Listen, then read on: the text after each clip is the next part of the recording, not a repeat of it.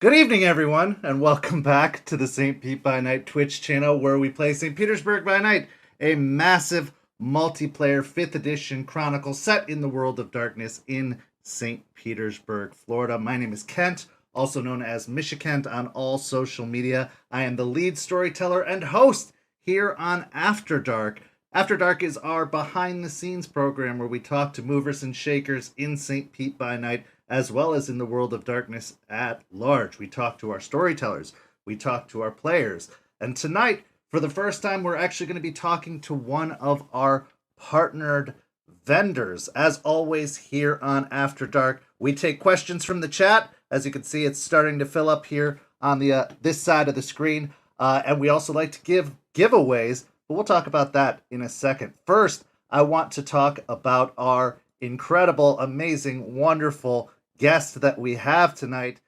You know her as Panshi, but I think everywhere one knows her as the Brazilian Bombshell, as the maker of magic, as the artist of artists, as a bunch of other extremely positive descriptors that I could use to introduce her. But instead, I'm going to go ahead and let her introduce herself. So say hi, Panshi. Hi! So Panshi is one of our sponsored vendors and longest running members of the community. I like to consider you as part of the Day One crew, and in fact, you created our first ever logo, and I remember that so specifically. I can remember where I was sitting, I can remember the sun streaming in through the window, I can remember us talking for like 2.5, 3 hours, and while that was happening, I was just watching this magic come to life on screen in front of me. Yes, you also created the first KCON logo, or the KCON 2 logo. Yes. So you've done, your art is everywhere. Your fingerprints are all over our community and our server. And just as you can see on her background there, she created all of those amazing character sketches for our community. And it's been absolutely wonderful. We were talking a little bit before the stream about how I felt like you gave our community a face. You gave it an image. Like, yes, we'd put in all the, intestines and the heart and all this other stuff, but you gave us a face. Like, you really gave us a brand, a logo, an image. So much of our artwork is associated with you and the work you've done, and I think so many memories were made even more important because of you. So I can't say enough amazing and wonderful things about you. All I can say is people need to go follow you on all of your social media. They need to hire you to do artwork for their own characters, for their own streams. They just need to do everything. But we've got so much to talk about tonight, and I think the first thing we should talk about is how amazingly generous you've been, because you are also our giveaway for the night, Yes. where you're going to do a half body color art with your choice of background. If you put the hashtag Panshi into the chat, you can be entered into the running to get that free art piece from our very, very special guest and partnered vendor tonight. So just put in hashtag Panshi. That's Panshi, as you'll see all over this stream tonight. Put that in the stream, and you'll be in the running to get one of those amazing custom pieces from our beloved Panshi Artista. So, everything has a starting point, an origin, a beginning. And you have so many beginnings that we can talk about. We could talk about how you Yes. found the community. We could talk about how you got on TikTok, how you found ttrpgs. But what I want to start with, most importantly, is how you got into art. How did you discover a passion and a love for drawing? And how did you decide, like, this is what you were going to dedicate your life to? That's actually a weird story. I'm I mean, ready. it starts plainly. Like, I was always a kid that liked to draw. I always drew on everything. And I always shown a affinity to doing things with my hand. Cooking, sewing, getting things together, destroying things, because God knows that my mom's Tupperware lids had been through hell when I was small. And the thing I always wanted to draw, being with paint, being with caulk, being with pencils, anything you could get me that I could make an image out, I would do it. Play-Doh was something that I always liked to do. And when I was getting older, I think when I was maybe 10, I started doing art therapy. So I Okay. started painting canvases, and I started painting ceramic sculptures, and I learned how to sew for the first time. And my grandma kept teaching me how to sew. And actually, a person that always supported me, my parents did that. And my aunt had those mail that come in the mail, magazines that teach you how to draw things, and they come with pencils every week. So you get like a huge pencil case by the end of the month. So she started giving them to me. That's So incredible. I learned drawing first in manga because of those magazines. And then I started doing cartoon, but I kept always going back to manga because it was the first thing that I started doing. And when it came to time for me to choose my college, I liked so much to draw, and I was drawing anywhere I could. Sometimes I would be caught on class, not paying attention, just drawing. I would be one of those kids that finish a test and starts drawing on the back page. And sometimes it became a joke with me and some of my teachers, especially the math teachers, because I was good in math in college, in high school.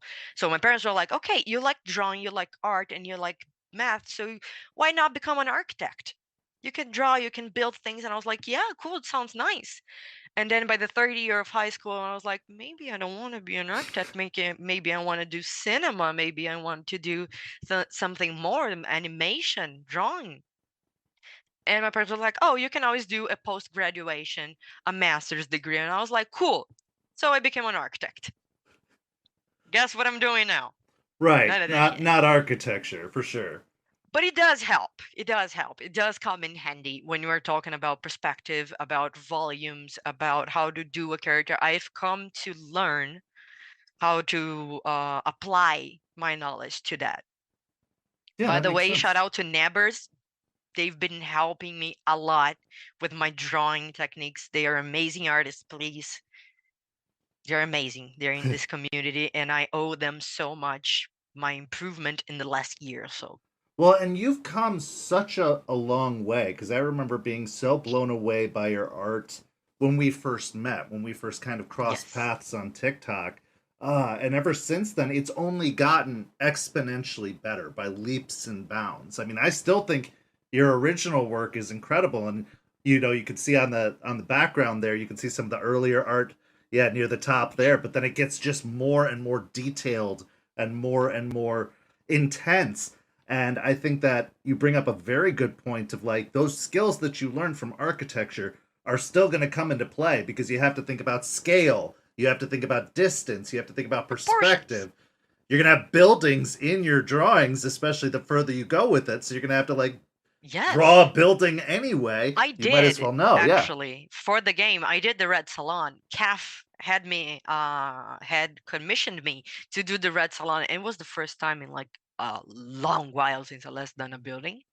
So it was so fun to get back to that because I 3D model it Mm-hmm. before I started drawing it because there's only some things that you can do with pen and paper, depending if you have practice or not. But to me, I always loved 3D modeling the things. So I took it to Affinity like, okay, I get to do this. Why not 3D model? And then I choose a perspective and then I create on top of it so I can improve on that. And then I could play with colors, I could play with texture without getting so caught up into, oh, is this going to be proportionate? Because I already did the proportionate in 3D modeling. And that's part of the art thing that it's so good. You can mix so many medias into one to become a good illustrator that I love it so much. Like, it doesn't matter where you come from. If you're an architect, if you're a lawyer, if you're an engineer, if you have the will, you can do it. Well, and And all you of can say, "Oh, those it's bad at start," but no, it's you can do it. all of those professions are their own art form. Like, being Yes. a lawyer is the art of public speaking. Being an architect is the art of drawing and imagining through that perspective. So I think that there is an inherent art in every field. The art of medicine, it is an art as well as a science. And so I definitely agree, and I approve. Like, I completely appreciate that you see it through that lens too, that there is kind of a talent, that you have to have some sort of artistic talent even if you're not using it in the most artistic Yes. way. It's still there, like everybody It has still that in lives. them, yeah, and that there's stuff Yeah. you can learn from that to put towards art. Yeah. Like, a thing that I always say is that one good artist can do only if you work in commission, you can only do so much as what your client gives you. Yeah. You can create whole worlds, but if you grab a client that is good in writing, oh dear, the images you create. I have had so much fun with people in this server because of that, because the characters come to me. They are teeming with life. They have stories, they have feelings, they have backgrounds, they have personalities, and it makes so much easier and so much more pleasure filled to do this. Well, and you can reflect all of those details, all of that thought they put into their characters. You reflect it so well in the images in some of the most subtle ways. Like, I remember when we worked on your Bruja character, you and I had long Victoria. conversations about that. And then you made the artwork for it, and you made a couple of different versions of her. But I could see all of those kind of minor backstory details in the picture of her that others wouldn't necessarily catch based off of their interaction with her, but I could see it as somebody who knew the stories, and it was reflected so well. And I think that's an attention to detail you pay. Like, you can pay attention to the story and really take all of this information from it and put it into a visual medium that I think is so unique and special and interesting that you can't necessarily see as much in like AI created artwork or anything like that. Like, you have that personal touch that just adds so much to it overall. Thank you. So you decided art was your path. You were inspired by Yes. manga and many other various art forms. What made Yes. you decide to kind of make that more than just a hobby or a passion, but make that your career, your like life's mission to become an artist? What was it that kind of pushed you in that direction and said, "This is what I'm going to do now"? The first time that it happened to me that I could have this as more than a hobby, it was in the fourth semester of college. I had just gotten my first iPad that I used for drawing. The one that has been through hell and high water with So me. much. And when it died, I was very sad. But again, the community came through and they helped me buy a new one. Like everybody put together the money because it's if here in Brazil it's very expensive. It's double the price that you have in America. So Oh, for sure. it's very hard because of taxes. So the community came through and got me the second one. But it started because I started drawing and my teacher, he was 87 years old. He looked like a raisin, but he was this sweet, sweet old man, and he would bring the floor plans that he did for the buildings himself to explain to us how we do it. And then he would bring his own iPad and draw it in front of me, and I would draw with him on mine. And then one day he saw that I had more drawings than only just architecture, and then he asked to see it. And then he asked if I posted anywhere, and I was like, "Oh, I posted it on my Instagram, like my personal one every once in a blue moon." And he was like, "Those are very good. You should keep doing it." And sometimes I would do it like to organize my thoughts. I would doodle in class because while they're speaking, architecture is something so subjective that sometimes you need to abstract a little bit from the class. You don't need to focus this much so you can be able to actually create and not only to be stuck in theory or the hard lines of structure. Right. So I started drawing that. And actually, the name Panshi came from my boyfriend, that now fiance, that uh, we were talking about nicknames. And we were talking about how we could combine things. And then he ended up naming me Panshi. And I was like, yeah. And he was one of my biggest supporters to start posting my drawings. So I was like, can I use the name for my page? And he liked it. And now I am Panshi Artista because of that. So shout out to my love. Yes. But then the pandemic came through, and by that time I had work in scenography, set design for stage theater. I was through the moon. I was still drawing. I was still doing my stuff, and then the pandemic hit, and I lost my job. Hmm. I was still in the middle of college. I had nowhere to go but to my room, to my computer.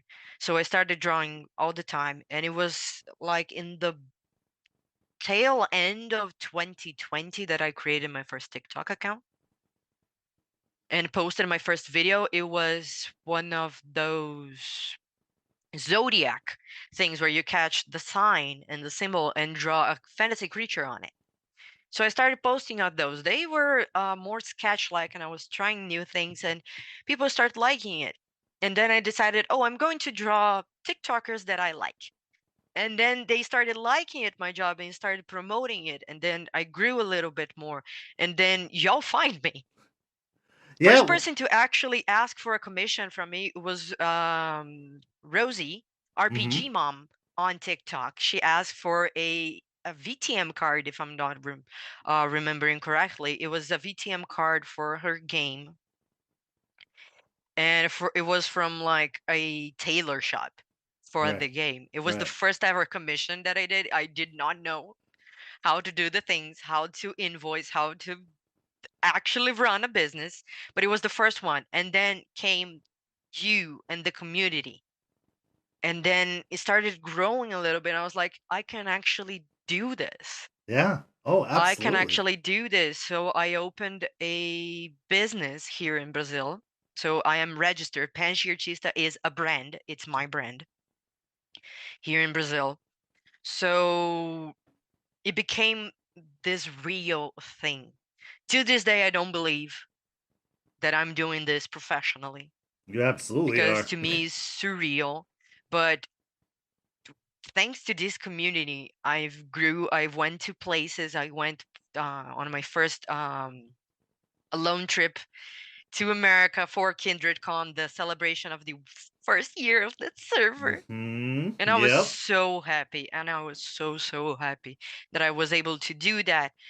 And this community brought to me my first ever publishing business that I did with Rev DMC.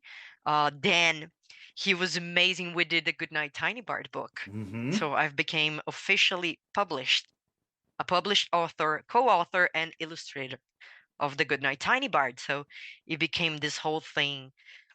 I don't want to say dumb luck, because if I It's didn't not. Oh, go to absolutely not. TikTok, it was never gonna happen. But I think it would have happened in another way. But it's thanks to this community. I owe it a lot to you, to my friends, to this community, because y'all put me on the map. Well, and I think that's kind of the interesting thing about the pandemic. It was very bad for a lot of people. A lot of people suffered a great deal of loss. They lost jobs, they lost family members, they got sick. Like a lot of bad things happened because of it. But I think that a lot of good also came from it as well. Like a lot of big opportunities. Like if it wasn't for that, maybe you wouldn't have gotten on TikTok. And while I believe you would have been extremely successful, all those accomplishments you just listed, you did in under 4 years. Whereas some Yes. artists spend 10, 20, 30 years trying to get to that level, and you did it under 4 years. And a lot of that can probably be linked back to taking the chance of going on to TikTok, using Yes. social media, reaching out to an American audience. Whereas, you, for people who don't know, our beloved Panshi is in Brazil right now. That she doesn't live in America, she is in Brazil. But we have this amazing opportunity because all of us kind of went virtual. All of us felt a calling to connect, and we all got onto the same platforms and kind of reached out through the same ways. And we've been able to make these amazing opportunities and these amazing moments happen because of that. And so I think that it's absolutely amazing and admirable that you took a chance on yourself. You pushed and pushed because you did so much work. Like I do not think it's dumb luck at all. There is talent, which you have in spades, and then there's just work. You did the work. You kept promoting yourself. You kept doing your, featuring TikTok creators as art. I remember the big image you made of the The characters of the tavern. TikTok. Yeah, at It the was what that one was a journey. I was on the end of my thesis year in college, and I was drawing that. It was over 80 people, I think, that I had on a spreadsheet, and each people had a class and a coffee drink to go with it. And I remember when I started doing these huge projects, I would spend 8 hours, 12 hours in front of the iPad and the computer, talking to people, drawing. And I remember the fear of it never going anywhere or not. And if I was going to be able to do this, I remember conversations with my parents like, do you really want to do this? yeah. Do you really want to take this chance? And I was like, I can do it. And for some time, they were very skeptic, but now they are my biggest supporters.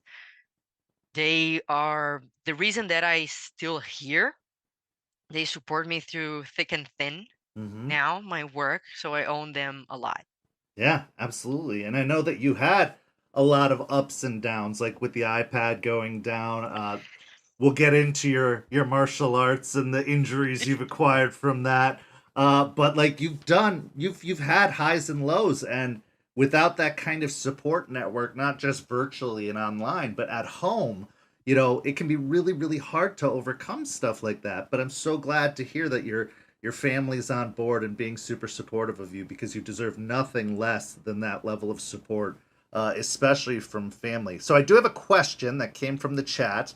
Mm. Jay asks, during the early days of your TikToks, do you have any special comments or compliments that you still remember? Like, did anyone say something on your videos that still sticks with you and kind of encourages you to this day? I remember the first time someone asked me to explain a drawing. It was Jedi Droid. He was here in the community. He was one of the Ventru. Yeah, Stephen Oxford. Yep. Yeah, Stephen Oxford Esquire. Esquire. Esquire. And he was one of the first persons out English, to ask me, can you explain how you do it? How do you do layers? And if you can, how to do it on paper? And I was like, well, damn. How do I do this? So for the first time, I did a voiceover TikTok and a live drawing of the the drawing. I held my phone with the hand and I was trying to look over the phone with the pencil in another one and trying to do the line weight that is important for doing that in paper, because you can add lighter lines and then you can erase them a little bit and go building up the lines into it. Some people use different colors, like some people use a base red pencil as a base color and then go building up in blue, which is a darker color, so it brings the tone down, and then you can over on black and do all this and create these layers that we do. If you look at the time lapses that I post, you can see that I use different colors for every layer. Absolutely. So it helps you visualize all that. So I remember him asking me that, and I was like, well, Jesus. And I had that account for like 3 months at max. Yeah. I was very baby new to TikTok, and I was so afraid because it's been 4 years or something since I last spoke in English by that time. So I was so insecure. I still am. You can see I still stumble and fumble my words. But at that time, I was like, can I explain this? And I always hated how my voice sounded in recordings. Oh, but So it's it so was amazing. a whole experience. It's because you like my voice. I love your voice. I could listen to you read the phone book. Like, I love your accent Thank so you. much. But your English, like your art, has just come so far. Like, you're so good at it. And we have a multinational server. We have people from all over the world. And I've got to say, like, your English is so solid. It's so easy to understand you. You communicate so well. And we've been able to have some amazing discussions because of it.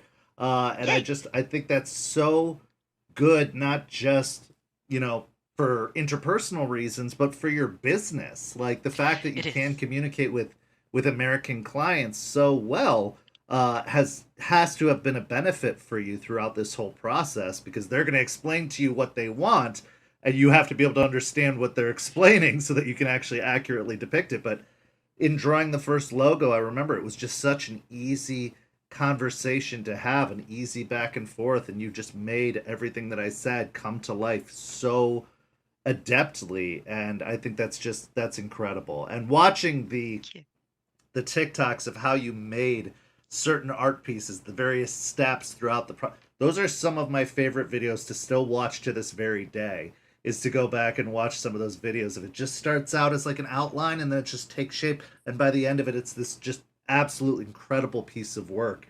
So I think that's just amazing. That's really all I could say. It's amazing.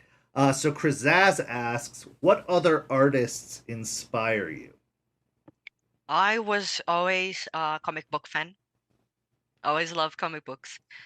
And one person that always inspired me, and I met him a couple times in Comic-Con. I have a couple of posters of his art in my room signed. It's Gabriel Piccolo. He is a DC Comics Teen Titans artist, and he's also Brazilian. Amazing. He started doing fan art, if I'm not mistaken, then he got into DC Comics, and he published one of his personal things. He was author on this comic that was, if I'm not mistaken, is Icarus style, is just amazing. And the art that he does is so fluid, and it has a lot of details, but at the same time you look at it and it's so simple. The lines that he uses, the colors that he uses, the shading is so light. So, and to be this young kid, because he's not much older than me. When I met him, he was, when I heard of him, he was in his early 20s. And I was like, I think I was 15 or something like that. Right. So, and he was living this dream of becoming a artist in DC Comics of all the things. And I was like, I want to be that person one day. Yeah. I want to work and put my art out there. There is also another Brazilian artist that she goes even here on the Twitch channel is Ursula Dourada. She's also amazing. I also met her at Comic-Con. She does tips on art. You can ask her questions during her streams. She teaches a lot. So there's this Brazilian art community forming, or at least that I've come to be a part in the last couple of years during the pandemic, that inspires me a lot. And one thing I've found about the art community is, like, obviously you're going to have your heavy critics and your haters, but I've found that a lot of the art community is very supportive of one another. It's not, they try not to be competitive. It's not a competition. It's just that everybody wants to see everybody else succeed. Everybody wants to see everyone's art, and they can have an appreciation for each other's art.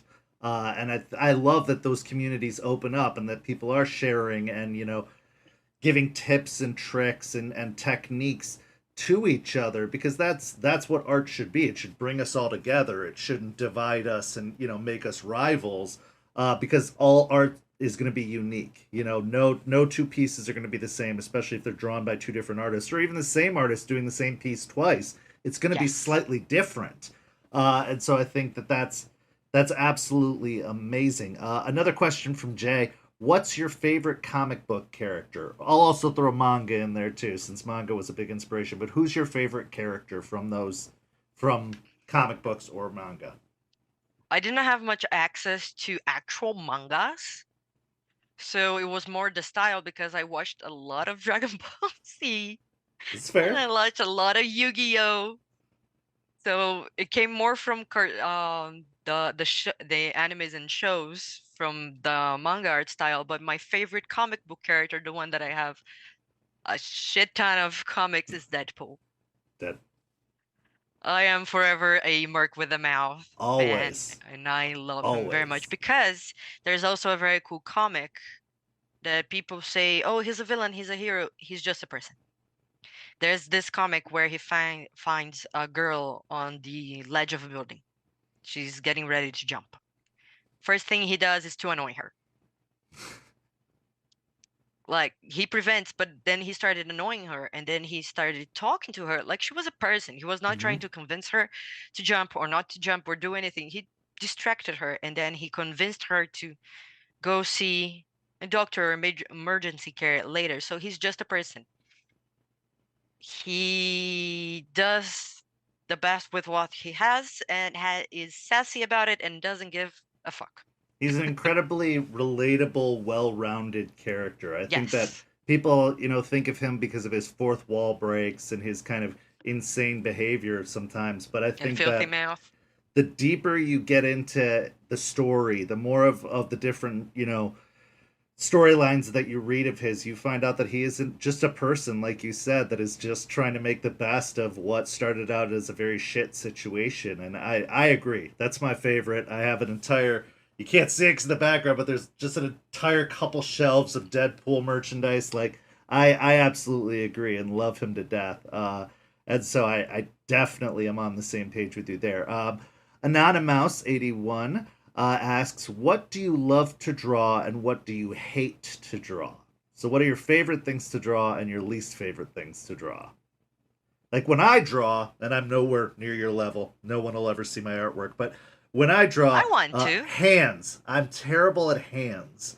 Like, hands are the bane. I always want to do like the Mickey Mouse gloves with the big, like, loopy fingers, because hands are just, or feet. Hands or feet, I absolutely hate them. But yeah, what are some of your favorite things to draw and least favorite things to draw? I think that there's always things that you hate because they're difficult to draw, like hands and feet is hated by the whole community. And the ones that like to do it because they have experience or they have a very, very serious psychopathic problem that they can visualize hands and I cannot, and I envy them to my death. But I wouldn't say I hate drawing hands, especially because it's satisfying if you get them right. Mm-hmm. So it's more challenge than anything. But to hate to draw so far to me is something that I have no inspiration about. Is something that I hate to draw. Like I love to draw. If you give me 300 pages of description and nitpick the hell out of it, and the outcome will be something that I love. I'll be tired and I'll be probably grumpy, but it will be amazing. I will love to draw that. To see how people are passionate about their drawings is what makes the drawing my favorite or not. Like a lot of people go and be like, "Oh, I'm being so horrible to you," saying all this stuff. I'm like, "No, no, no, no, no, no. You're Yeah. wonderful. Keep doing that." Yeah, give me more. Just give me more to work with, more creative inspiration. But to What say all that, birds are very hard, birds? and I get annoyed very fast about drawing birds. But yeah, Yeah, birds can be frustrating to say the very least. They but I need to draw them, so yeah, there is no such people thing as, love "Oh, I hate to birds. draw it. They I love won't do it." It's birds. like, no, you need to do it. You need to learn how to do it. So, how did this kind of well, let me try another beginning for you. And actually, before we get to that, Mm. let me give you a sponsorship ad. We are doing a giveaway from our own beloved Panshi Yes. Artista tonight, where you get a half body colored artwork with your choice of background. You can see an example of her price sheet there, as well as all of the various different ways you can get your art style done. And Panshi has been generous enough to donate one of those as one of our sponsored vendors on the stream tonight. All you have to do is put in the hashtag Panshi, Panshi, to be in that drawing. And by the end of the night, we will award a winner of a half body artwork. And if you want something a little more complicated, Panshi is willing to give you a discount based off of the giveaway on a more complicated piece and take the value of the half body art off of a more complicated piece of artwork. So you're not stuck with that if you want something a little more complicated, but that is a good starting point. So, talking about beginnings, Mm. we got to talk about TTRPGs because that's really where we came together, where we melded and found each Yes. other. When did you first discover TTRPGs, and did you have any kind of like ideas about it before you actually started playing? But when did you No. first kind of hear about it or discover it? I was in the first year of high school. I think before that, it was just before the first year of high school. We were about to start it. One of my best friends, Sophia, she came to me and be like, "Have you ever heard of Dungeons and Dragons?" And it was 3.5 edition book Oh that she man, had, oof. and then she got her hands in the fourth edition book, so we started playing on that. But I was like, how does this work? Because I was never a video game fan. I was never a board game fan. It was like, oh, I want to play Monopoly. Right. Always love to play Monopoly, by the way. I like it. I am a You, psychopath. Yes. you want to talk about sadistic? My God, Monopoly. Oof. So she came to me and was like, have you ever heard of Dungeons and Dragons? And she was starting grabbing our friends, be like, will you be willing to try? I want to try this. And she was one of those types of person like, I have no one to DM for me. I'm going to DM it myself. So That's she usually how we joined all this find the whole job. group Yeah. of young ladies, all women stable. We didn't have any male friends for that. And I remember my first character, it was a Minotaur called Oh, Manny. Manny the Minotaur. And he was a barbarian. of Of course, he was course. a You gotta be a barbarian. barbarian if you're gonna be a minotaur. You have to be a barbarian. And it lasted like two sessions. And it didn't go further than that. But every year on her birthday, we would get together and try and play again to see if something would catch. So from Manny, I played the Ranger. Then we switched up to the Brazilian RPG Tormenta, the first edition of Tormenta, which is sort of a Dungeons and Dragons with some tweaks. And we ran with Tormenta for as long as we could, and all the tables did always fall through. So the first actual game that I played long form, it was a campaign that I DM'd called Império de Jade, which is a sort of expansion of Tormenta. It's a Japanese feudal style expansion. And Shadowrun that we play to this day, the same table we started on 2021, I think. Mm-hmm. I don't know. I think my friend from the other channel that I told you about can answer when we started properly. But we're playing this table to this day, and it's my favorite game to play. Vampire the Masquerade can pardon me, but Shadowrun will always have my heart. Well, and I want to talk about that too because you actually are part of a streaming game of Shadowrun. I don't want to try and Yes. mispronounce this, so if you want to Tomos pronounce Profanos. Tomos Profanos. Yes. Yeah, so you have a Twitch channel here that you do play Shadowrun on in a regular basis in a regular game. So I encourage everyone to go give them a follow as well, and especially if you can speak Portuguese, it'll be beneficial to you. But just give them a follow anyway, even if you don't speak Portuguese, to support our dear Panshi here. So what is it about Shadowrun as a system that you really, really enjoy, either as the system or the setting? What is it about that game particular that calls to you? I think it was the way my friend presented it to me the first time. He was like, Amanda, I need you to listen to this, and I need you.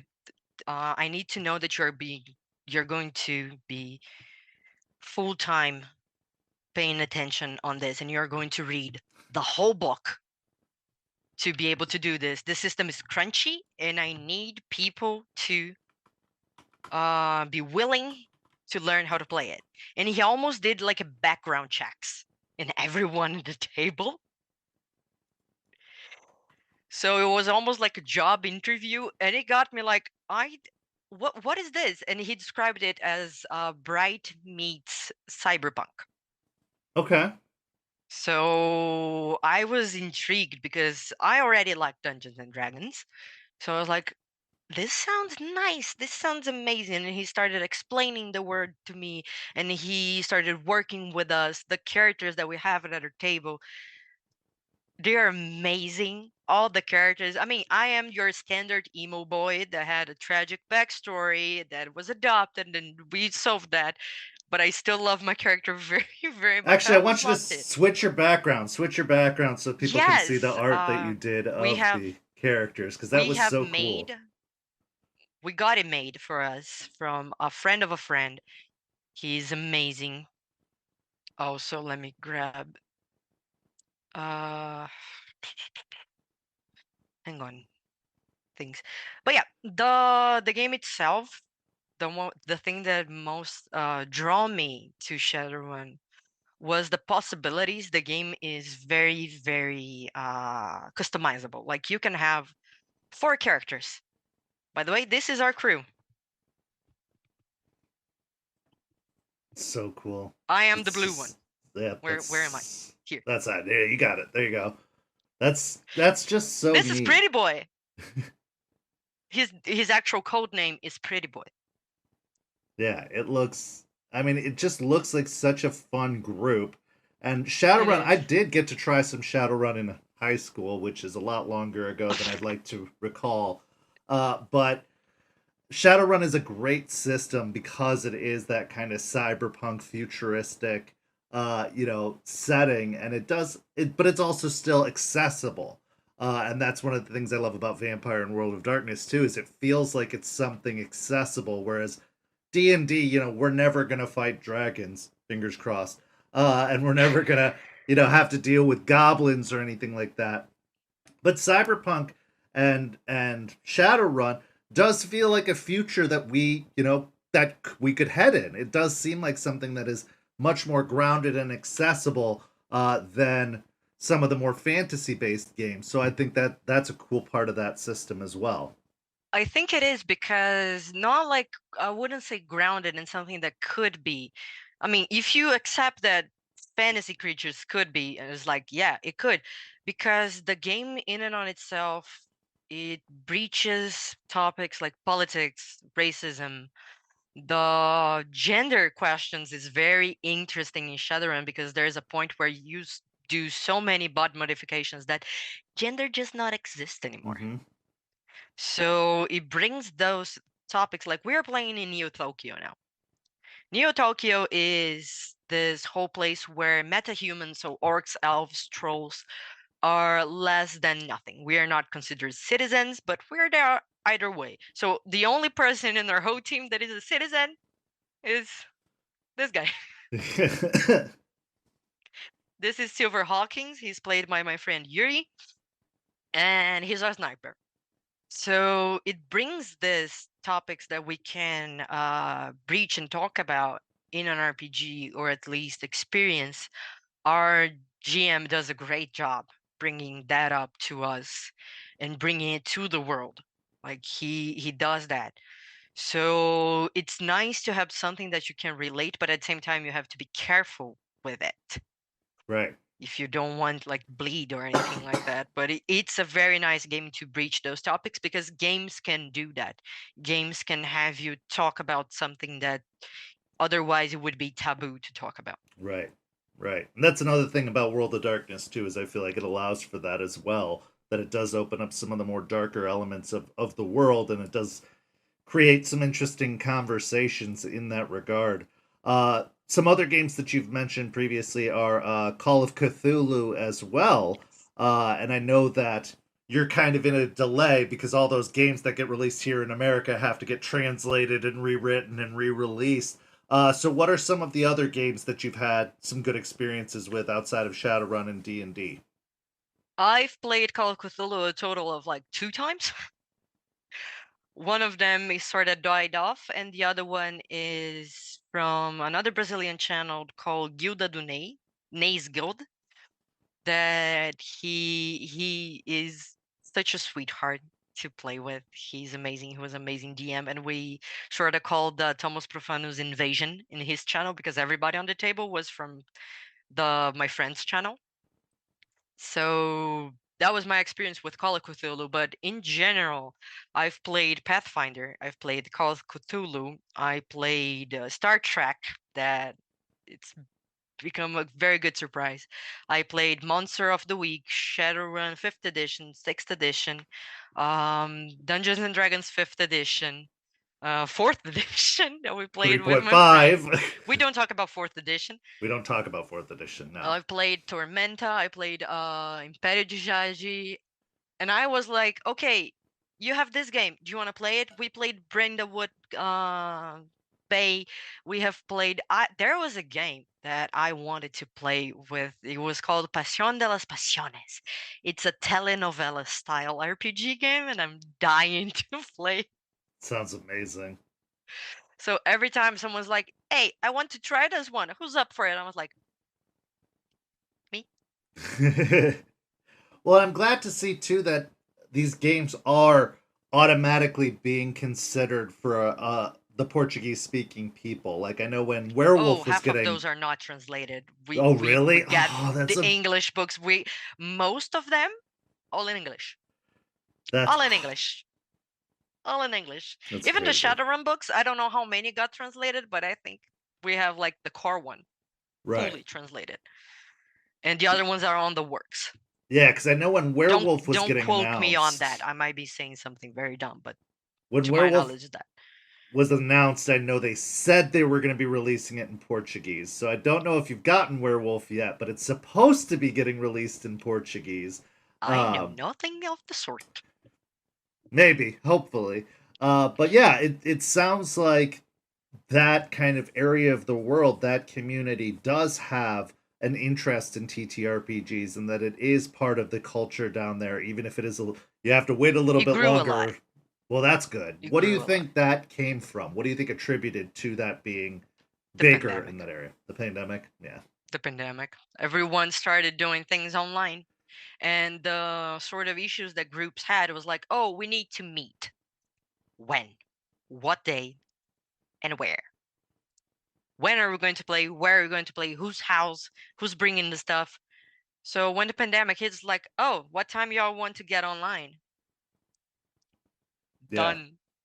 That way you can have long form campaigns better. So to me, at least my perception, the pandemic helped a lot increase this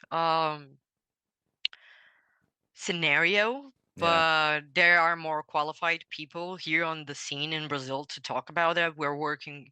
My friends are working with a group called Shadow Punkers with Shadowrun. They help translate the books that we have translated, and they know Shadowrun since like the first, second edition. So they would know better how to uh, say how much it grew. But to me, at least to my group of friends, the pandemic kickstarted most of it. I think that's international too, because I know that a big resurgence in TTRPGs in America came from the pandemic as well. I mean, most of the people on our server and in our community, or at least in the first iteration of the game, had only been playing 2 years or a year and a half or whatever because of the pandemic and had been introduced through D&D, just like you.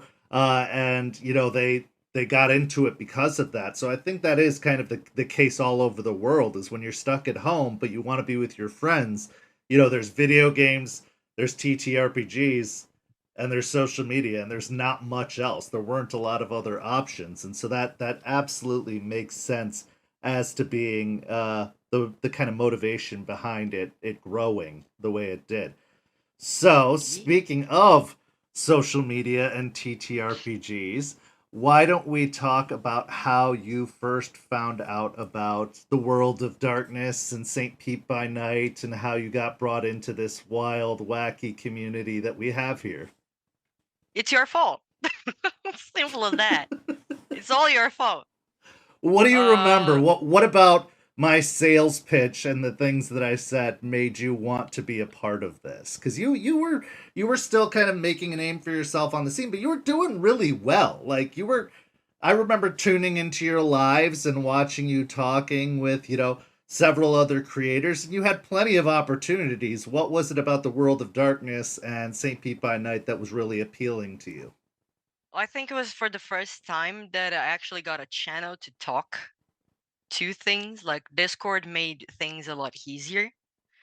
Because when you're on TikTok, you cannot actually talk with people. Like, okay, you can send messages, but it becomes tilted. Not everyone sees it, and at that time, you couldn't send videos, you couldn't send images, you couldn't do a lot of the things that you can do now. So when you came to me asking for a commission for a giveaway, I was like, "Whoa, what is Vampire the Masquerade?" Because I knew my friend, the one that has the channel, played it, Mm-hmm. and I was always like, "What is this? I don't know what this is." So I only knew Vampire the Masquerade through him. Yeah. So when you came to me and be like, "Hey, will you be willing to do this for a giveaway?" I was like, "Okay, cool, nice." And then I joined the server, and you started talking about the idea of the West Marches game. And then you asked me to do the logo, and with the logo, we started working on this idea of what is the game. What Mm-hmm. are we trying to create here? Or what image are we trying to do? And the whole way that the people came together, because one thing that was very heartwarming and welcoming was the fact that half the people there didn't know what they were doing. Everybody was learning Vampire the Masquerade together. Yep. So it was not like intimidating as you like new player. You got dropped down into a server of experts. So you're like afraid to ask questions and you are afraid of making mistakes. So everybody was like, okay, let's work on this together. Has everybody read the book? No. Where can you find the book? Here's the book. Let's read it together. So it almost instantly was welcoming, and because a lot of people had also an online presence, it was easy to see who we were dealing with. So there was a lot of transparency of who these people were. Like I remember seeing Crafty's TikTok for the first time.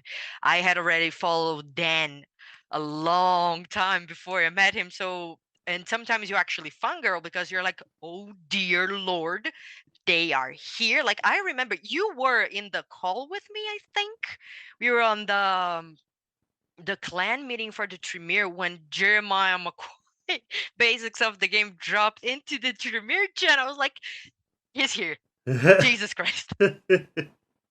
Yeah, we've had a lot of people kind of come through, and it's been really cool because I think that everybody, regardless of their experience level, regardless of, their online presence, everybody kind of started out at the same level. Everybody started out, on the same level and everybody were peers and equals. We didn't herald, social media following to make someone better than anyone else, or we didn't, promote people who had a lot more experience over those that didn't. Everybody kind of got to start out and learn together, like you said.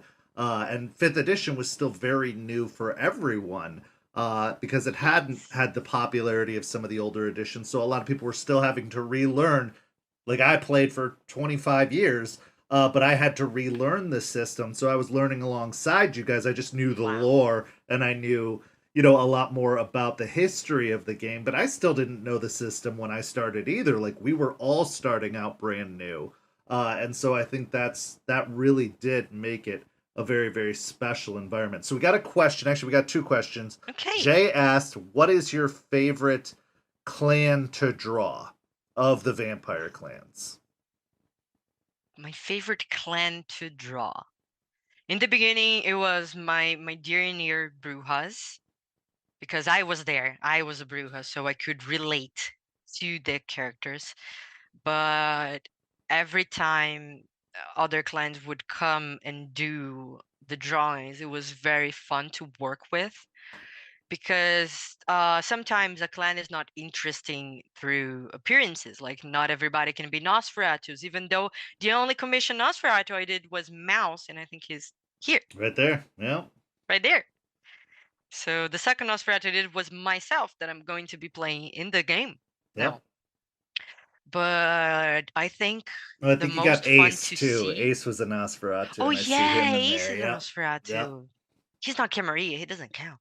Oh, and you got G'day's Nosferatu in the bottom right corner with the mask. All right.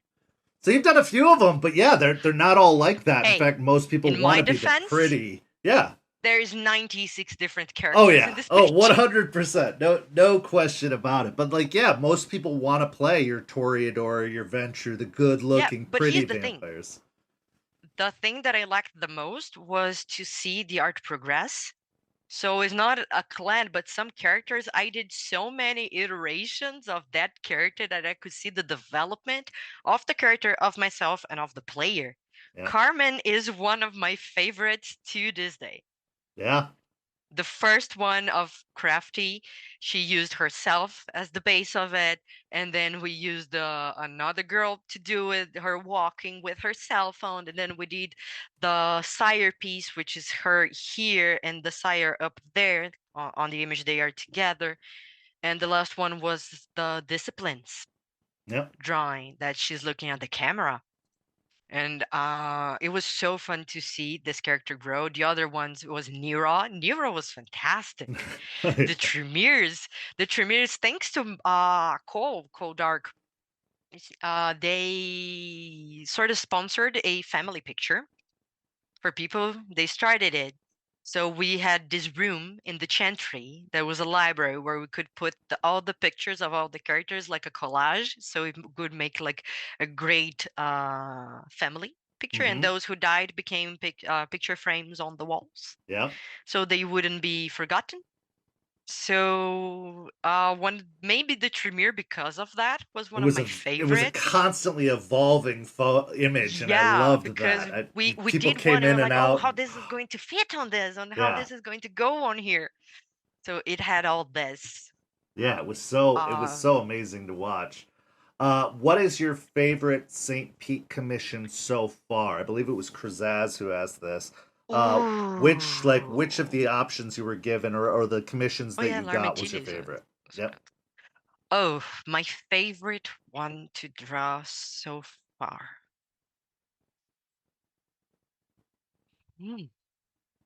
I have a couple favorites because of different reasons. List them. One of my favorites, it was Magus' character using technomancy. I went all out in the neons and the lightings with that drawing. It was a disciplined drawing. It was a path drawing, Mm-hmm. a Tremere path of technomancy. That series was like one of my absolute favorites to draw because I could bring personality, I could bring character, I could bring storytelling in the mix. Like Arms of Arimond for John and Nathaniel was wonderful to do. Familla's Bond with Yep. Eden from Jen. It was so sweet, so sweet. I cried drawing that one because I have a dog, and the scene with her dog is very, very beautiful to do. So I would say the path and discipline drawings are my favorite ones.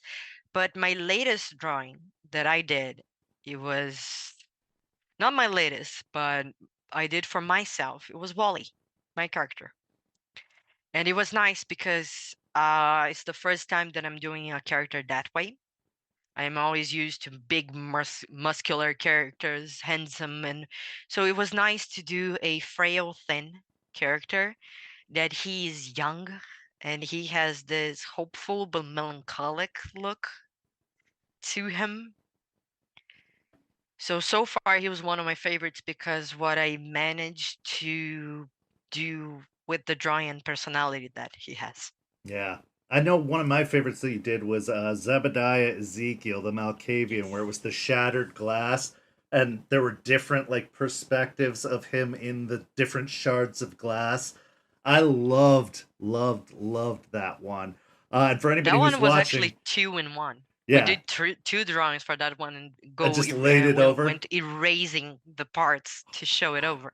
That's so incredible. And it turned out so great. And anybody who's watching, if you join our community, you can find the entire art channel is just populated by amazing drawings Panshi's done in the past. So you can catch up on all of those there. Like this collage is a fantastic example, but to see the individual pieces is absolutely amazing. Just absolutely amazing. So I definitely recommend everyone go check that out. Tumultus asks, were there any characters that you wanted to draw but were never commissioned to or never really got Yes. picked? Okay, who?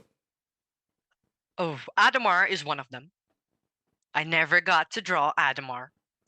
A lot of the NPCs, like I am still not happy to this day with my Isabel drawing. I love it. I need the references. I need more stuff to go with to actually draw her the way she's portrayed, because the way you describe her is amazing.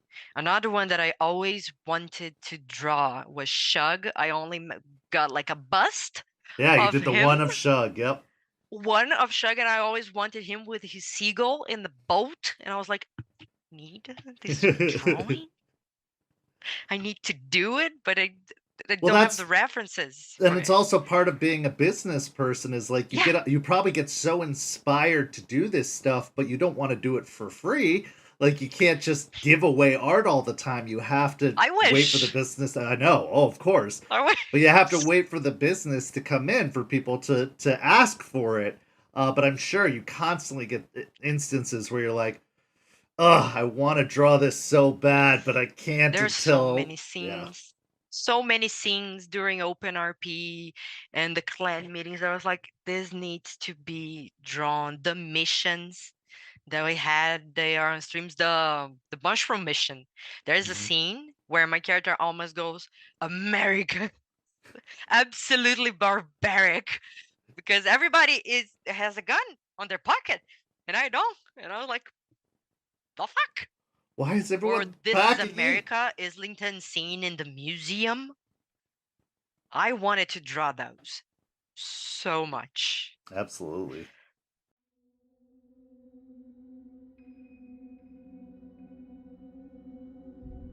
St. Petersburg by Night is brought to you through collaborations with our partnered vendors: Wolfpack Dice, Ember Fox Dice, Dragon Ink Dice, Farrah the Bard, Champs Tramps, Panshi Artista, Chromatic Creations.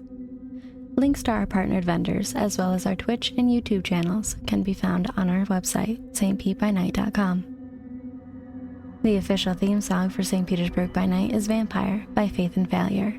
You can find them at faithandfailure.com. You can follow St. P by Night on all socials with the hashtag St. P by Night.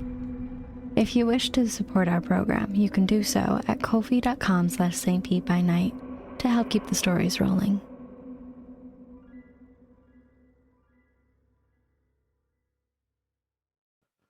So I want to do another sponsor ad here. We do have a giveaway tonight from our beloved Panshi Artista, who is giving away a half-body color art with your choice of backgrounds to somebody who wins in the giveaway tonight. Of course, you can get any art from Panshi, and her prices are reasonable. Her work, it speaks for itself, obviously, and her talent is undeniable. So if you put in the hashtag Panshi in the chat tonight, you will be entered in to the running for one of those half body colored art pieces. Or you can use it as a discount code or a coupon for a bigger art piece if you want a little bit more. So just put in that hashtag Panshi in the chat, as you can see happening right now, and you could be in the running, and we will announce that giveaway at the end.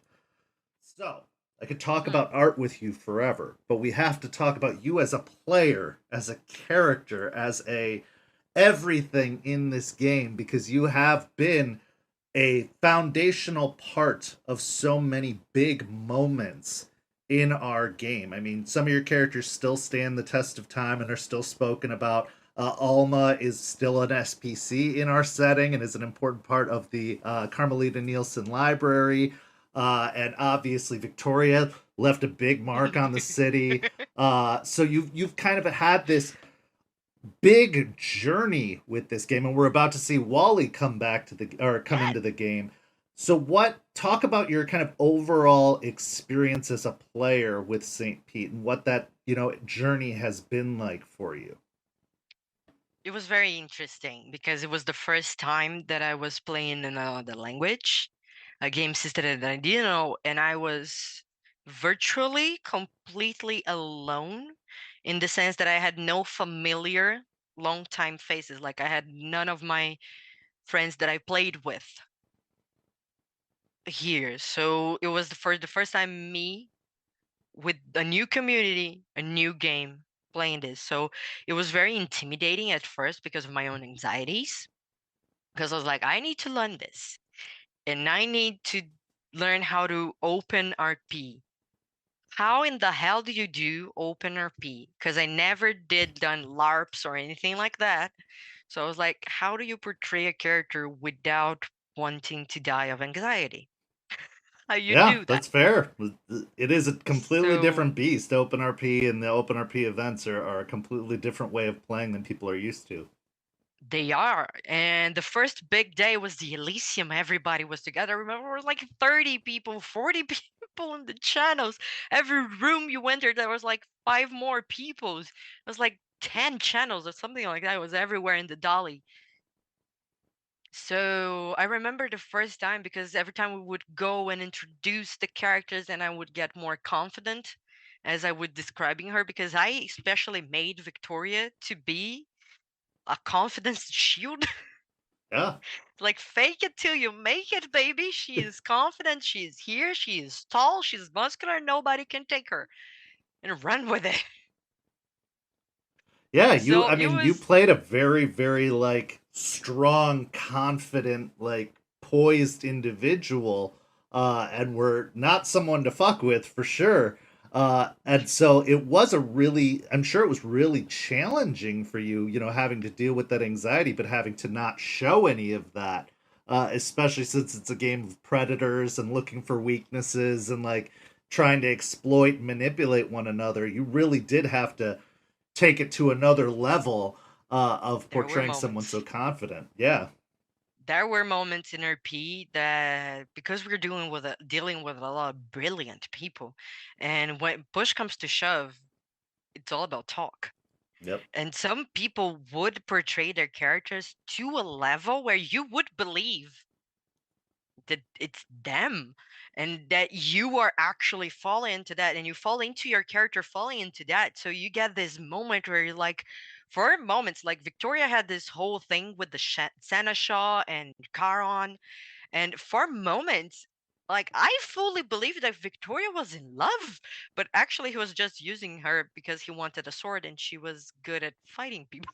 Yeah. Yeah. So it was such an experience, and it actually helped me a lot with my English because it helped me abstract me. Like, I am not Panshi here. I am not Amanda here. I am Victoria. Victoria is unapologetic Brazilian in America. So she's gonna do what she wants to do, and people be damned.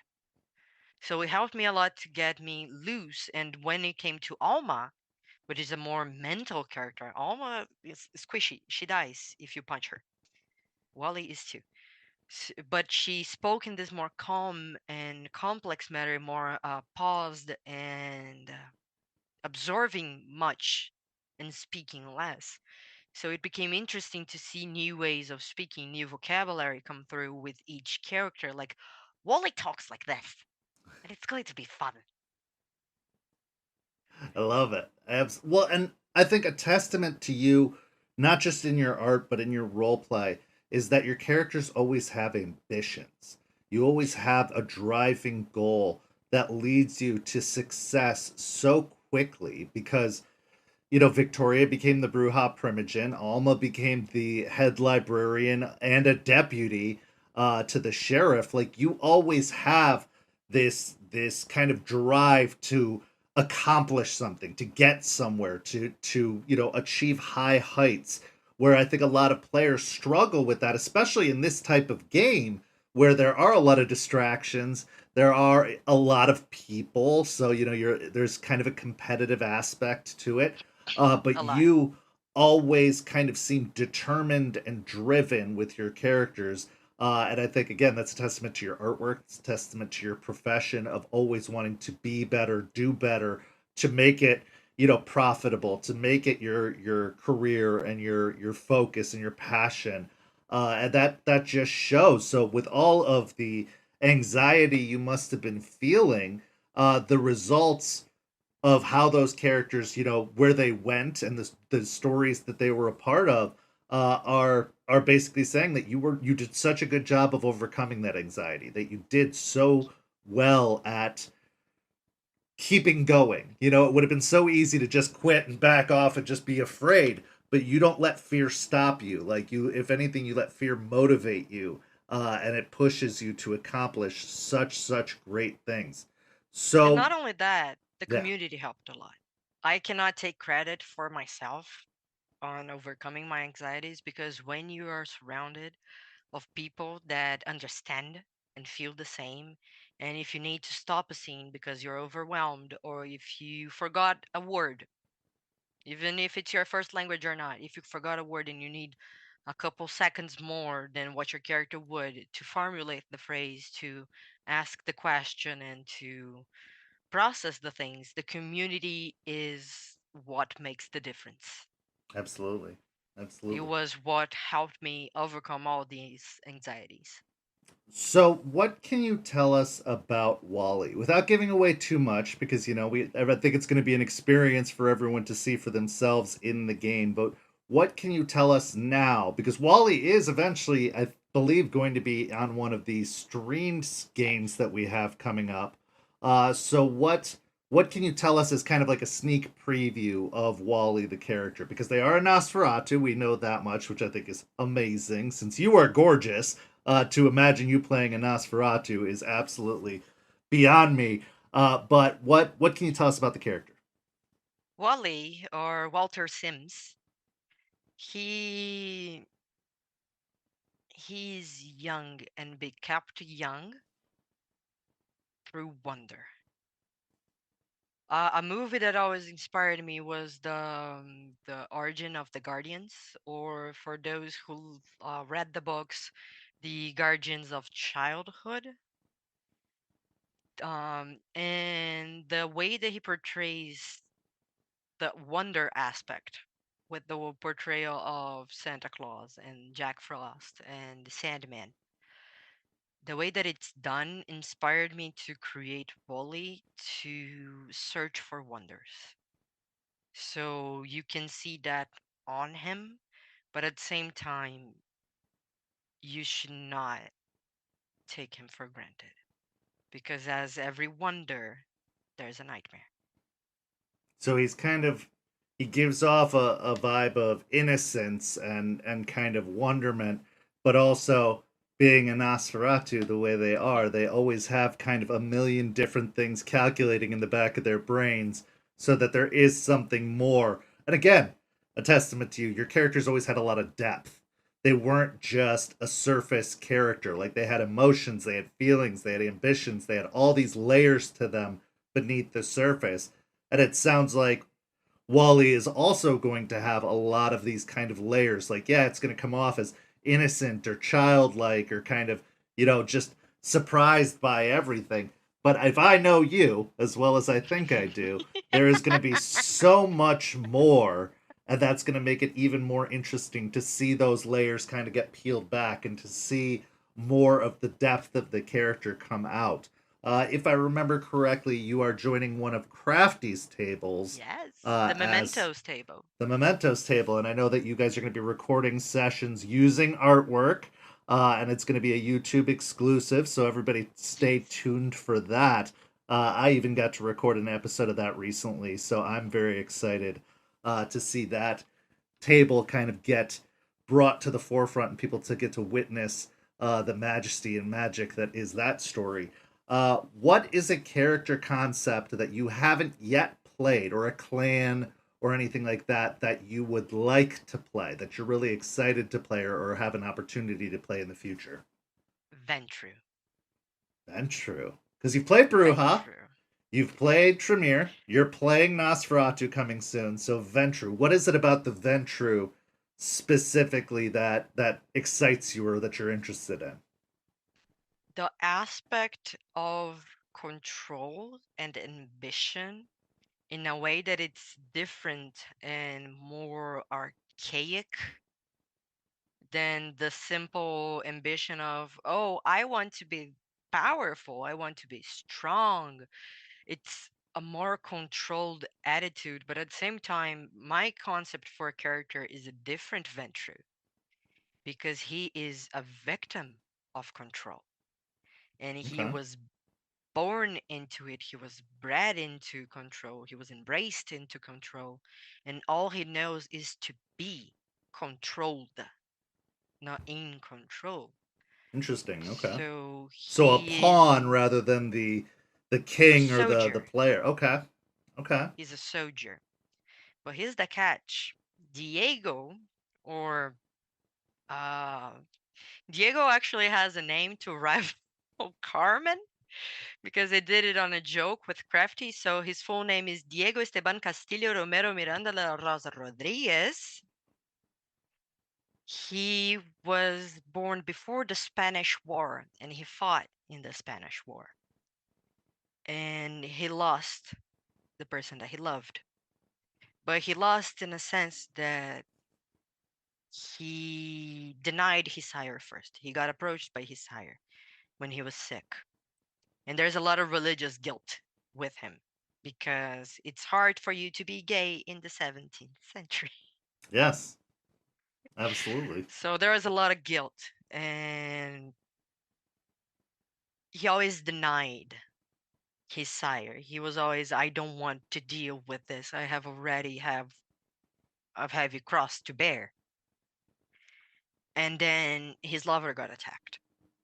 So he came to his sire for help. So you had a condition. You do what I say, and I'll help you. And that kick-started it all. Uh-huh.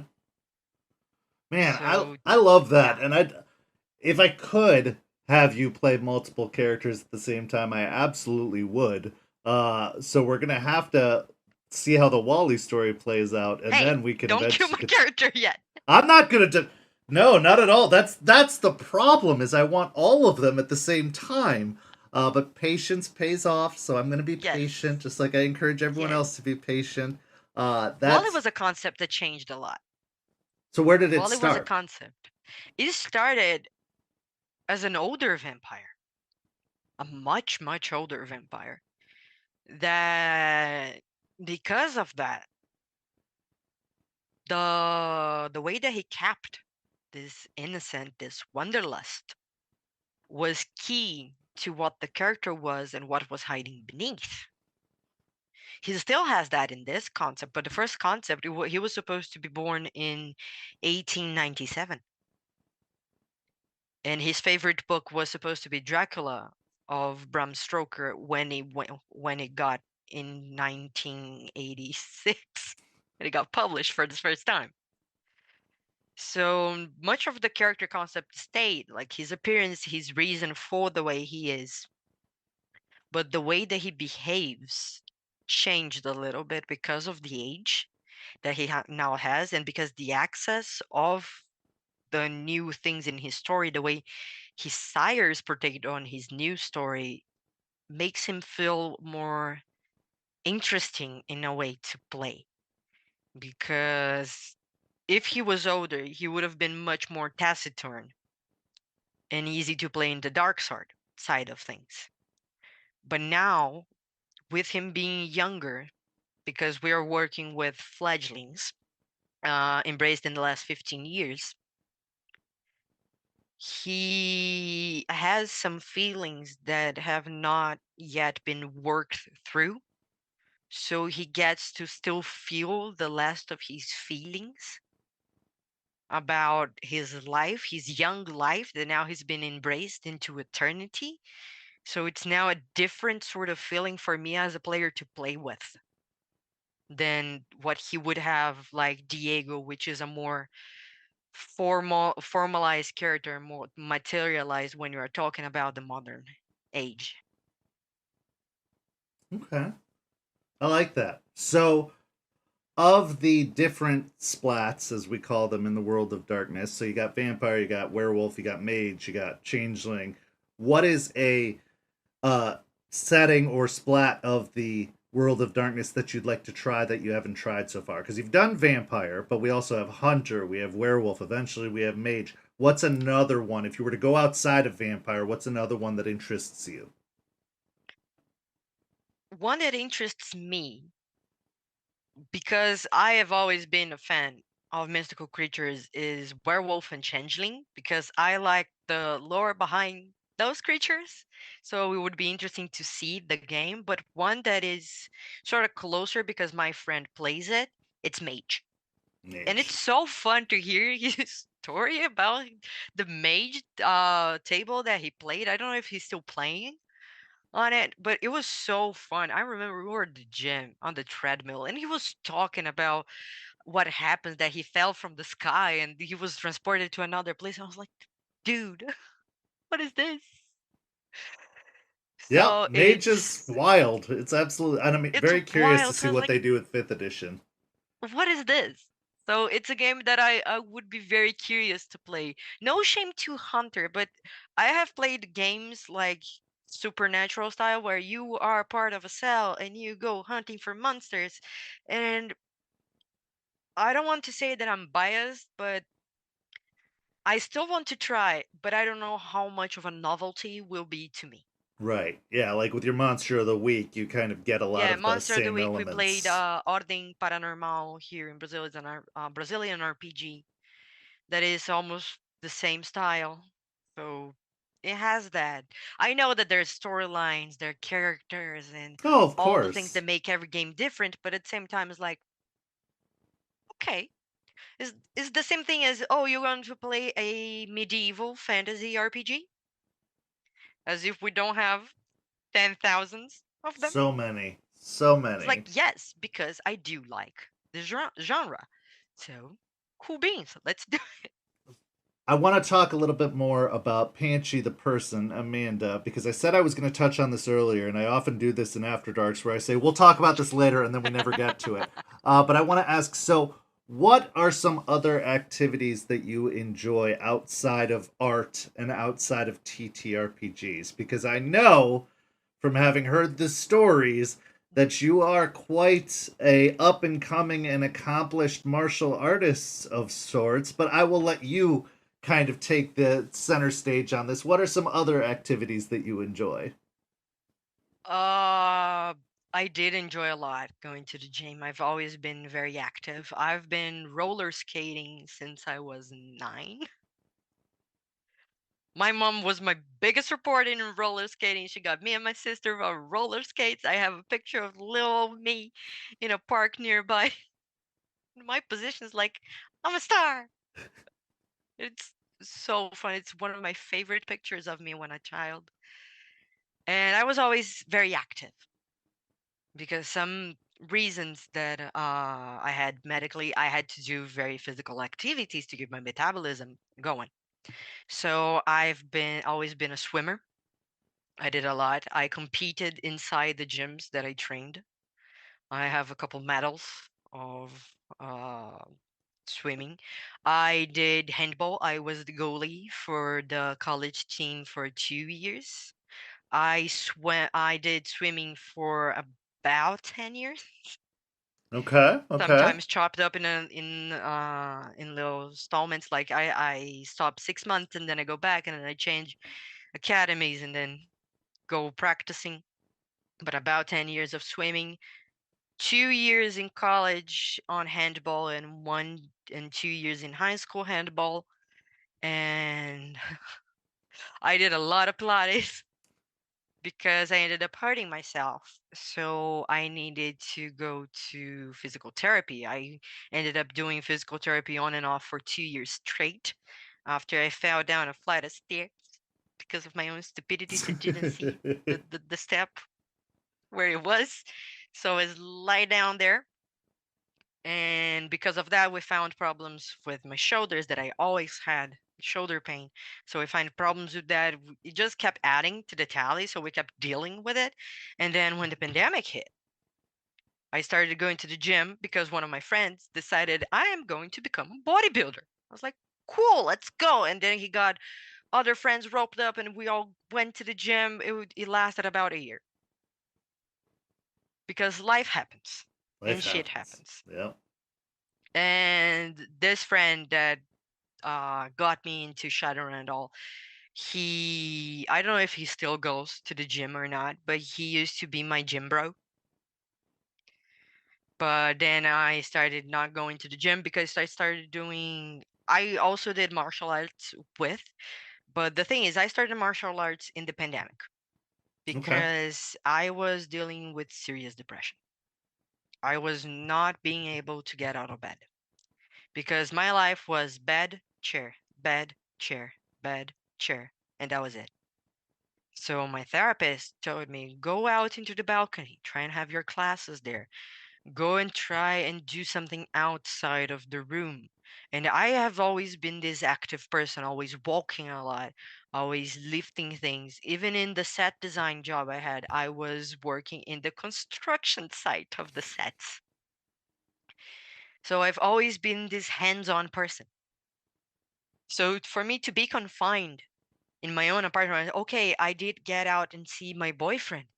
But at the same time, I had this pent up energy that did not go anywhere. I was feeling weak. And my sister had did martial arts since she was in high school, if I'm not mistaken. And you said accomplished. She's the one that it's accomplished. She is the black belt of the family. She went through the test last year and she hit it off the water. She is amazing on that. And so now she's my teacher. And because she did Hapkido, the martial arts that we do, my therapist asked, why don't you go and do that also? So I started going there. At first, I started going in the morning classes, so it was only me in the practice. But as time went on, I started coming to the night classes, and then I met the community there, and they are like a family.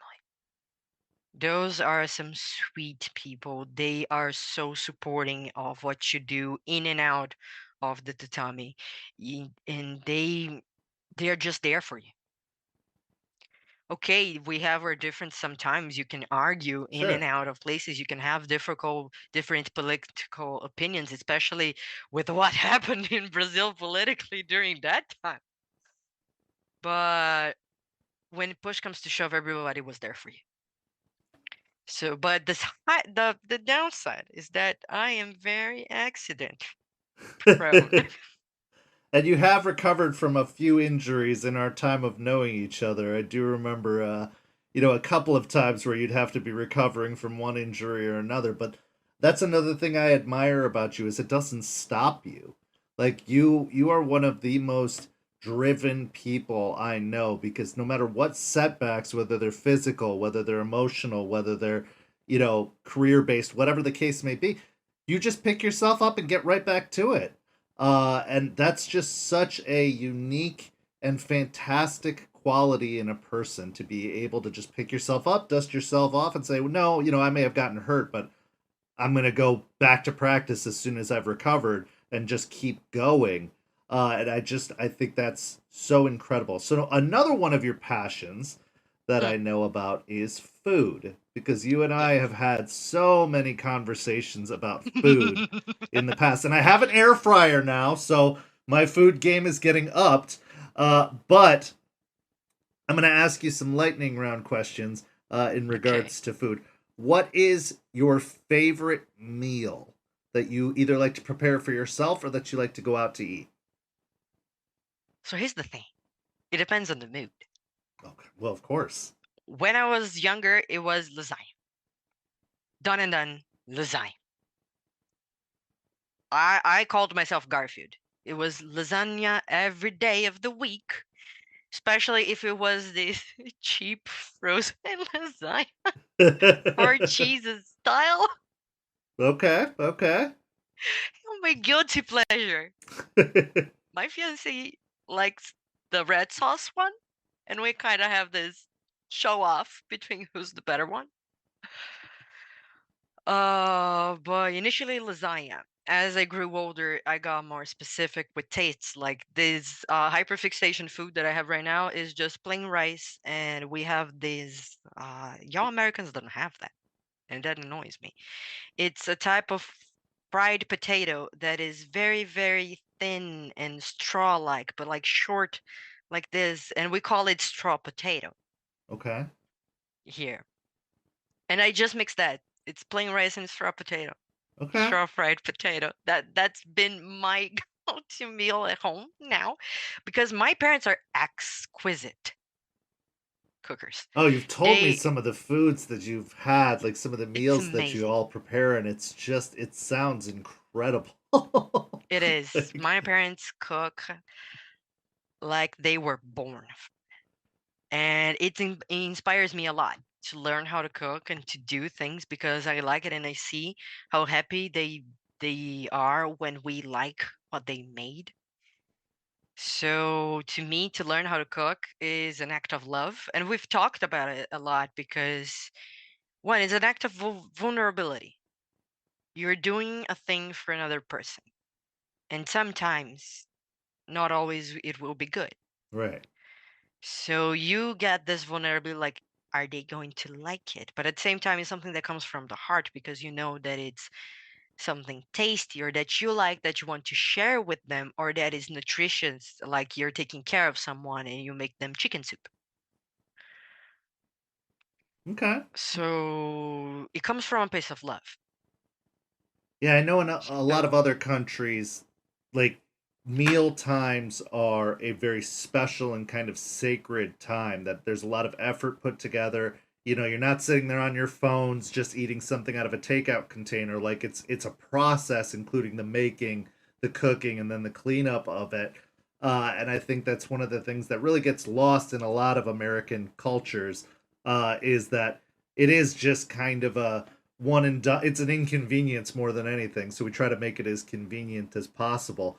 Speaking of convenience, what's your favorite fast food that you have down? And I know it's different than the American version. So if you say something like Wendy's, I realize Brazilian Wendy's is very different than American Wendy's. But what's your favorite fast food that you like to eat there? favorite fast food. My favorite fast food is not actually the one that I eat the most. Okay. What I eat the most is McDonald's It's just so easy. everywhere. It's everywhere and it's And easy. but my favorite McDonald's thing doesn't exist in here. It exists in America, and I am mad about it. It's hash browns. Oh, hash browns are amazing. It's not fair. But the chicken sandwich in here, y'all don't know Oh, what we have real no chicken idea. sandwich tastes like. We have no idea.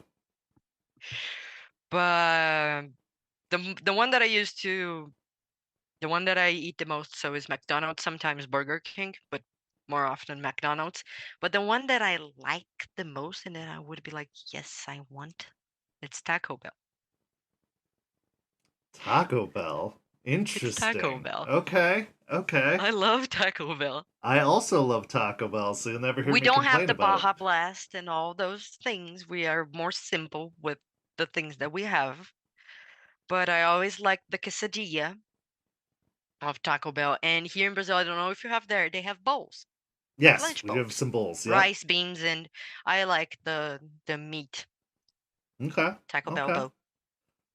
So, what is something that Americans eat that you think is horrifying? Like, what is something that we eat that you're like, I could never in a million years try that or want that? The amount of candy that y'all have, because like the candy there is different from the candy here. Sure, I believe it. It's a different sort of sugary feeling that you get in your mouth afterwards. So sometimes I'm like, what is this? It's It's like y'all have some processed and it's pre-made chemical. stuff. Yeah. Y'all have some pre-made stuff that I tried because one of them came to Brazil and it was pre-made mac and cheese. Like frozen pre-made, and you chuck it in the thing. No. No. You should not freeze pasta. Yep. We do it. If we can do it, we do it. No. So I'm gonna do one more ad push for people for our giveaway for tonight, and then I'm gonna ask you a couple more questions, and we'll put this thing to bed. But I just want to say in advance, you've been amazing, and I'm so glad that you're here, and I appreciate you taking the time. If you want a piece of Panshi's amazing, amazing artwork, we are doing a giveaway today where you can get a half body colored piece of art with your choice of background for free in the giveaway tonight. As one of our sponsored vendors, she was generous enough to give this to us. So putting hashtag Panshi, Panshi, in the chat enters you into the giveaway tonight. And if you want something a little more advanced, you can get a discount on that artwork based off of this giveaway. So just put it in hashtag Panshi in the chat, and you'll be in the drawing tonight to win that piece of artwork. And we'll do that drawing after these last couple of questions. So tell me a story from your St. Pete experience that still stays with you today. Something that you've, in character, an in character moment that just really still you kind of think of fondly, or that you still carry with you, to this day. Good thing you said fondlier. Well, yeah, fondly. I don't want to hear the bad stories. Nobody wants to hear the bad because stories. the moment that stays with me was when I first lost my character. It was a journey. It was a journey. That moment. It was a journey. And the impact that she had afterwards, it was also another journey. So much so that y'all had to ask me to take a step back because I was not dealing well with It was rough. things. It was rough. It was rough. It was rough, and I apologize for my behavior at that time. That's long in the past, and I think everybody goes through it. But what's something fond that you remember? What's something that you liked? That I liked a lot. It was when one of them is right before it went wrong. It was the first full house Bruja meeting we had. For the first time, we had like 7 Bruja players, where in 90% of the game was just me and another guy. So for the first time, we had an actual clan meeting, and all that shit went to shit so fast. So fast. What happens if you get 7 Brujas in a room? A rant. We start literally a rant. We start literally shooting tables, having feet go through couches, literal cock measuring contests. But that first meeting where you got to see like a full collection of the Yeah, group. it's a full Okay. collection, like, and I am the leader of all this. It was crazy because all of them treated her like such this leadership role, this powerful woman, and she was like, I am 5 years old, and I don't know half of the shit I'm doing here.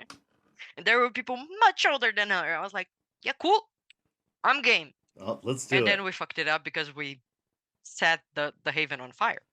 But the other one, that it was very fun, and to this day, it's the most hilarious scene ever, is when my character got married to Nira Mm-hmm. on Caramel's boat. Because I think Nira's character, Wax, played him drunk, and he came to us. Because the first thing happened, I think. No, the ring came afterwards. The ring came afterwards because we went to buy an engagement ring. Mm-hmm. And we were on the boat. We were trying to get Nero to bed, and we were talking about, oh, it's the warlock and the warlord. So, and Dan chimed in and was like, he's technically a captain. We're at sea. I can technically marry you. I'm like, yeah, we can do that. Yeah, why not? We're gonna play chicken to see who allyship backs between up the first. clans, because I don't want you to die and you don't want me to die, but at the same time I don't want to kill you. You don't want to kill me. So yeah, Victoria and Nero got married on Charon's yacht. Who is someone that you wish you'd gotten more time to play with or didn't get a chance to play with that you would have liked to and might potentially get to play with more in the future? A person that I didn't have much time to play with was John, that had Marcus and Nathaniel. Mm-hmm. I had some time with Crafty.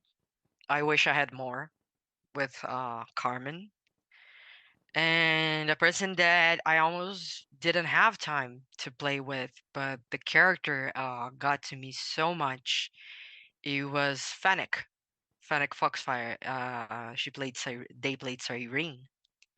The character spoke to my character Alma so much that she was ready to ask Isabel to take accountability for her. Okay. Interesting. So I wish I had more time with that character. And Absolutely. we had the rest of the new Tremiers, because Alma was in that phase that she was ready to become a mother for all of them. You're like, no one's willing to teach the children. I will. This is my job. This is my place. Yeah. So I regret a little bit not being able to do that as much. Well, you do get the opportunity now to tell some new stories and play with some new players and kind of re-enter the world after being gone for a little while and see how the game has changed with the revamp. So I'm really excited to see where that goes and the stories you get to participate in. I'm going to ask you one final question, but first we're going to do our giveaway here. So for those who've entered hashtag Panshi in the chat all night long, you are in the running for that half-body colored artwork, and our winner is... Oh yeah, Shape-Shifting Traveler. You won, and if I believe correctly, that is Lilith, who won the contest tonight. So Shape-Shifting Traveler, you are going to get a free half-body artwork of a character of your choice. Doesn't have to be VTM. It can be whatever you want. But you are walking away with the giveaway tonight. There are so many things that I want to encourage people to go follow Panshi on. First off, go follow TikTok. Well, TikTok still exists for the next who knows how long. You can go follow Panshi at Panshi_Artista on TikTok. So go give her a follow there. I would also encourage to go follow on Patreon. I know I have that as one of these right here. Go follow Panshi on Patreon. Go follow Panshi on Artstream, I believe is what it's called. There are so many different places. Anywhere you can find social media, you can find Panshi. So go give her a follow on all of those places. Also, head Head on over to twitch.tv/ how do I pronounce your Twitch channel again? Tomos It's Profanos? Panshi_Artista. Oh, It's Panshi the same. Artista on Twitch as well, but also go follow her Oh. Shadowrun game. Oh yeah, the Uh, Tomos. Yes, go follow Tomos. Tomos. Tomos Profanus. Yes. From so profane, like Yep. profane tome is the translation. So Tomos Profanus. So go give a follow there. But yeah, go follow her everywhere. She's absolutely incredible. And obviously, commission her to do your artwork for your own streams, for your own games, for your own characters. Just support this incredible artist. She has come a long way, and we can take her all the way to the top by supporting her in this amazing community. Panshi, thank you so much for being a guest tonight. Thank you so much for spending this time. I know you're in Brazil, which I think is like 2 or 3 hours ahead of us. So it's getting 1 hour. Oh, this thank time God. of the year? Oh, thank 1 God. hour. Okay, so 1 Yes. hour ahead of us, but that means it is still getting kind of late for you. And I appreciate you staying up late with me. Do you have any final thoughts you'd like to share with anybody who still hasn't gotten into St. Pete or the community or anything like that? Any words of wisdom for any of our new people or people who haven't joined yet? Don't be afraid. These are some of the most amazing people that I've met and the most welcoming. Sometimes you might think that you're alone, but when you need a shoulder to lay your head on, they will be there for you. They might not be there physically because I live in another country, so it's hard. But every time I had to vent, I had to cry, I had to share joys, they were there for me. So Well, be you part were of this there, and community. you were there in turn too, and we were so grateful to have you there, and we're grateful to have you back. So go follow Panshi in all those places I mentioned. Go follow St. Pete on all those things down at the bottom, as well as in the description. And thank you so much for joining us on this episode of After Dark. This was a really special one for me because I adore Panshi. Thank you. She is the Brazilian bombshell in my mind forever. And go support her because she's incredible. But thank you so much for watching. Go join our community today so that you can get access to all the wonderful things we do. And we will see you next week on After Dark. Coming up tomorrow, we have Bloody Strings. On Tuesday, we have a very, very special episode of Rage Across Tampa, so don't miss that one. We've got Don't Get Caught on Thursday. We've got What the Hell Is That on Friday, and then we'll be back on Saturday next week for another special After Dark episode where we'll have Mr. Gone, the creator of all those incredible character sheets and supplements you can find from Mr. Gone's. Nice.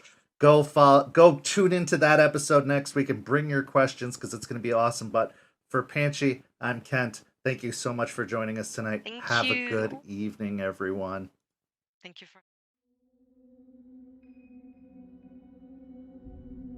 This has been a St. Petersburg by Night production.